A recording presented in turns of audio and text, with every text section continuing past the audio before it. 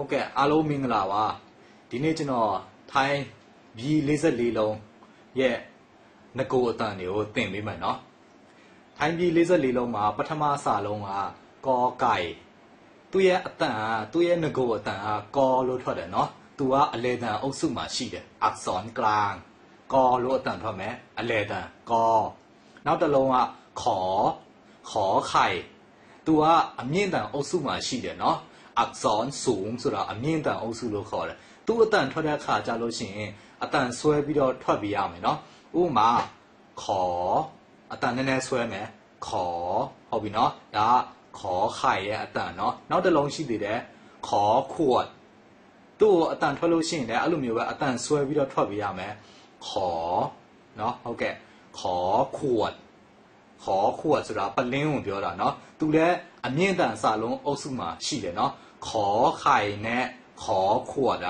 အတန်တူပဲเนาะအတန်ဆွဲပြီးတော့ထွက်မယ်နောက်တစ်လုံးအုပ်စုရတယ်ခါအုပ်စုပဲဘာလုံးနဲ့ပါလဲဆိုတော့ခေါ်ခုနတုန်းကခေါ်အခုကျတော့ခေါ်ဟုတ်ခေါ်သူကအနိမ့်တန်အုပ်စုမှာရှိတယ်เนาะခေါ်ခွိုင်းဟုတ်ခေါ်အဲ့လိုအတန်ထွက်တယ်เนาะခေါ်ဟုတ်ပြီနောက်တစ်လုံးကဘာရှိသေးလဲခေါ်ခွန်သူတဲ့ပုံမှန်အတန်ပဲခေါ်လို့ပဲထွက်မယ်เนาะအတန်မဆွဲရအောင်ခေါ်ဟုတ်ပြီနောက်တစ်လုံးရှိသေးတယ်ခေါ်ရက်ခံလဲခေါ်လို့ပဲအတန်ထွက်မယ်เนาะခေါ်ဘယ်လိုกว่าလဲဆိုတော့ခေါ်အတန်ဆွဲပြီးထွက်မယ်ခေါ်ပုံမှန်အတန်ပဲခေါ်အတန်ဆွဲပြီးထွက်တယ်ခေါ်ပုံမှန်အတန်ပြီးတော့กว่าတယ်เนาะနှစ်ခုနောက်တစ်ခုသွားမယ်ငေါထိုင်းစာမှာငေါဆိုတဲ့စာလုံးကတစ်လုံးပဲရှိတယ်เนาะဘာလုံးလဲငေါငူသူ့အတန်လည်းပုံမှန်အတန်ပဲငေါဟုတ်ပြီเนาะအတန်ဆွဲစရာမလိုဘူးငေါလို့ပဲထွက်မယ်เนาะငေါဟုတ်ပြီနောက်တစ်လုံးသွားမယ်ကြောသူတဲ့ပုံမှန်အတန်ပဲကြောဟုတ်ပြီအတန်ဆွဲစရာမလိုဘူးเนาะကြောဟုတ်ပြီနောက်လုံးသွားမယ်ချောမှာအတန်ဆွဲရမယ့်အလုံးတစ်လုံးရှိတယ်။ဘာလုံးလဲဆိုတော့ချောချင်းနော်အတန်နည်းနည်းဆွဲပြီးဖတ်မယ်ချောချင်းနော်ချောချင်းကိုဖတ်လို့မရအောင်နော်ချောချင်းနော်အတန်ဆွဲမယ်ချောချင်းဟုတ်ပြီနော်နောက်ကျန်တဲ့ချောတွေကဘာရှိလဲဆိုတော့ချောချန်းအတန်ဆွဲစရာမလိုဘူးနော်ချောချန်းဟုတ်ပြီနော်နောက်တစ်လုံးဘာရှိသေးလဲချောကတ်ချေချောချန်းရဲ့ချောကတ်ချေရဲ့အတန်တူပဲเนาะချောချန်းချောကတ်ချေဒါပေမဲ့အတန်မတူတဲ့စာလုံးကချောချင်းအတန်ဆွဲပြီးတော့ဖတ်မယ်เนาะချောချင်းဟုတ်ပြီနောက်တုံးသွားမယ်စအတန်နဲ့ဘာတွေရှိလဲစောဆိုးပုံမှန်အတန်ပဲစောဆိုးဟုတ်ပြီနောက်အတန်ဆွဲရမယ့်အလုံးတွေကအားလုံးတစ်လုံးနှစ်လုံးသုံးလုံးရှိတယ်เนาะဘာတွေရှိလဲဆိုတော့စောเสือအတန်ဆွဲပြီးဖတ်မယ်เนาะစောเสือအတန်ဆွဲတယ်เนาะနောက်တစ်လုံးကစောฤาษีနောက်တစ်လုံးကစောศาลา对လားအတန်နှစ်ခုကွဲတယ်เนาะစောဆိုးစော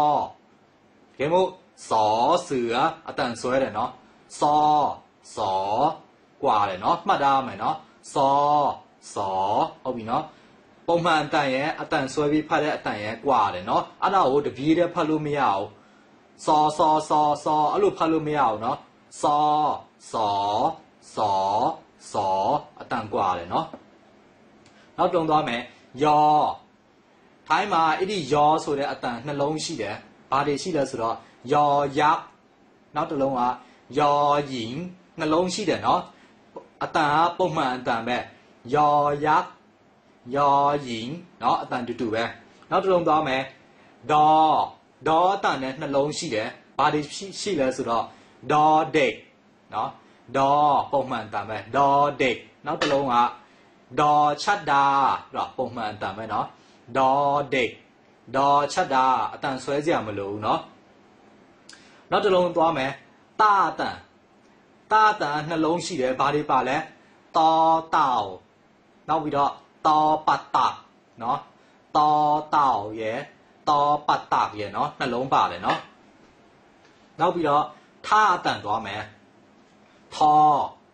他等嘛，等所以没啥楼啊，等所以没啥楼，那楼是的喏。OK， 他等多没？他，一啲嘛，等所以没啥楼，那楼是的，把等你把来说到，ถฐาน，然後တစ်ခုကถถุงအတန်ဆွဲတယ်เนาะအဲ့ဒီနှလုံးอ่ะถฐานနောက်တစ်လုံးอ่ะถถุงဟုတ်ပြီเนาะနောက်ကြံတဲ့အလုံးတွေကအတန်ဆွဲစရာမလိုပုံမှန်အတန်ပဲဘာတွေပါလဲဆိုတော့ทหารအဲ့ဒါทလို့ပဲထွက်မယ်เนาะအတန်ဆွဲစရာမလိုทหารနောက်တစ်လုံးသွားမယ်ทมณฑลနောက်တစ်လုံးကผู้เฒ่าเนาะအားလုံးဘယ်နှလုံးရှိလဲ5လုံးရှိတယ်เนาะအတန်ဆွဲရမယ့်စာလုံး2လုံးရှိတယ်ဘာတွေပါလဲถฐานတစ်လုံးနောက်တစ်လုံးကถถุง2လုံးเนาะကျန်တဲ့3လုံးကအတန်ဆွဲစရာမလိုဘာတွေပါလဲทหารมณฑลผู้เฒ่าเนาะအဲ့ဒါမှတ်ထားရမယ်เนาะနောက်လုံးသွားမယ်နောတန်ထိုင်းမှာနှလုံးရှိတယ်ဘာတွေပါလဲနောหนูပုံမှန်တန်မယ်เนาะနောหนูနောက်တစ်လုံးကနောเนนဟုတ်အတန်ဆွဲစရာမလိုเนาะဒါပေမဲ့နာအတန်နှလုံးပါတယ်เนาะနောหนูရယ်နောเนนရယ်เนาะဟုတ်ပြီနောက်တုံသွားမယ်ဘာအတန်ဘောထိုင်းမှာဘောဆိုတဲ့အတန်တစ်လုံးပဲရှိတယ်ဘာလဲဘောใบไม้ဘောใบไม้เนาะတစ်လုံးပဲရှိတယ်နောက်ပေါ်အတန်သွားမယ်ပအတန်ပေါ့ပအတန်နဲ့ထိုင်းမှာတစ်လုံးပဲရှိတယ်ဘာလဲပေါ်ပလာเนาะဟုတ်ပြီနောက်ဆုံးသွားမယ်ဖအတန်ထိုင်းမှာ2မျိုးရှိတယ်အတန်ဆွဲရမယ့်စာလုံးတစ်လုံးပါတယ်ဘာလုံးလဲဆိုတော့ผอพึ่งเนาะအဲ့ဒါတစ်လုံးပဲပါတယ်เนาะအတန်ဆွဲရမယ့်စာလုံးကျန်တဲ့နှလုံးကဘာတွေပါလဲဆိုတော့พอพานဟုတ်ပြီနောက်တစ်လုံးကพอสำเภาဟုတ်ပြီเนาะအတန်ဆွဲရမယ့်စာလုံးတစ်လုံးပဲပါတယ်เนาะဘာလဲဆိုတော့ผอพึ่งကျန်တဲ့လုံးတွေကအတန်ဆွဲစရာမလိုเนาะพอพานพอสำเภาเนาะနောက်for တန်သွားမယ် for တန်မှာအတန်ဆွဲရမယ့်စာလုံးတစ်လုံးပါတယ်เนาะမဆွဲရမယ့်စာလုံးတစ်လုံးပါတယ်ဘာတွေပါလဲ for fun အတန်ဆွဲစရာမလိုเนาะ for fun ဟုတ်ပြီနောက်တစ်လုံးကအတန်ဆွဲရမယ် for ฝาဒါအတန်ဆွဲရမယ်เนาะနောက်တုံသွားမယ်มอတန်မအတန်ပေါ့มอม้าအတန်ဆွဲစရာမလိုเนาะมอม้าဟုတ်ပြီเนาะအတန်ဆွဲစရာမလိုနောက်တစ်လုံးကรอเรือเนาะလာအတန်ပဲရအတန်မဟုတ်เนาะလာအတန်ဒါပေမဲ့သူ့ကိုရှာခောက်ပြီးတော့ပြောရမယ်ဘယ်လိုအတန်ထွက်မလဲรอเรือဟုတ်ပြီเนาะဒါတဲ့လာအတန်ပဲเนาะနောက်တစ်လုံးသွားမယ်ပုံမှန်လာအတန်အားလုံးနှစ်တန်ရှိတယ်ပုံမှန်လာအတန်ရှာခောက်စရာမလိုเนาะဘာအတန်လဲဆိုတော့လောလင်းနောက်တစ်လုံးကလောကျူလာအတန်ဆွဲစရာမလိုเนาะပုံမှန်အတန်ပဲရှာခောက်ရမယ့်လာတစ်လုံးပဲရှိတယ်เนาะဘာအတန်လဲရောเรือဟုတ်ပြီရှာခောက်စရာမလိုတဲ့လာအတန်ကနှလုံးရှိတယ်เนาะလောလင်းနောက်တစ်လုံးကလောကျူလာဟုတ်ပြီเนาะနောက်ဝါအတန်ကထိုင်းမှာဝေါ်လို့အတန်ထွက်တယ်เนาะวอแหวนအတန်ဆွဲစရာမလိုဘူးเนาะวอแหวนဟုတ်ပြီเนาะနောက်တုံသွားမယ်ဟာအတန်ထိုင်းမှာဟာအတန်နှလုံးရှိတယ်အတန်ဆွဲရမယ့်စာလုံးတစ်လုံးပါတယ်မဆွဲရမယ့်စာလုံးတစ်လုံးပါတယ်ဆွဲရမယ့်စာလုံးကဘယ်လိုဖတ်လဲหอหีบ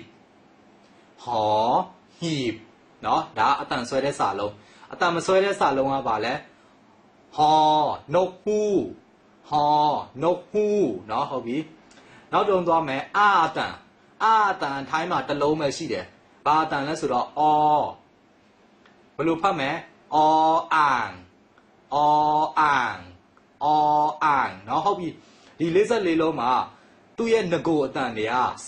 စလာထဲစရာမလိုဘူးเนาะဒရထဲစရာမလိုဝဏယူထဲစရာမလိုသူ့ရဲ့ငကိုအတန်မှာကျွန်တော်တို့တပြေးတည်းဖတ်လို့မရဘူးเนาะ